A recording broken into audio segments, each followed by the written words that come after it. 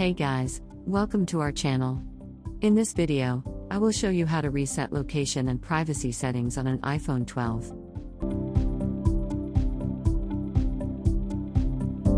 A reset on the location and privacy settings works by restoring the original location and privacy settings on an iOS device.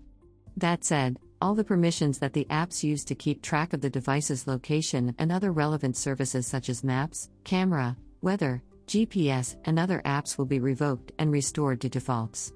As a result, apps will no longer be able to use your location information unless you grant them the permission to do so. You can execute this reset if you think that your personal information on your iOS device is already exposed or in jeopardy. If you need some input on how to get this reset done on the iPhone 12, this quick video portrays the actual steps. Here's how to reset location and privacy settings on an iPhone 12. First, tap the settings icon from the home screen to access the main iOS settings menu where all preloaded features and services are listed. To continue, find and then tap General. Doing so will launch another menu that contains general settings and options you can manage.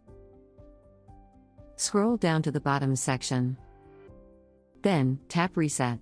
Another window opens, prompting all the iOS reset options and commands. Select the option to reset location and privacy. Then, enter your passcode on the next screen if prompted. The final warning will then appear beneath the display. Read the warning message and then tap Reset Settings to confirm action.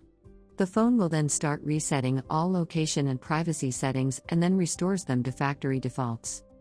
After the reset, you can control and select which apps to grant access to certain information stored on your device. And that's all about resetting location and privacy settings on the iPhone 12. If you found our contents useful, please help our channel grow by leaving a like, subscribe, and enable the bell icon should you wish to get notified of our latest tutorial uploads. Thank you for watching.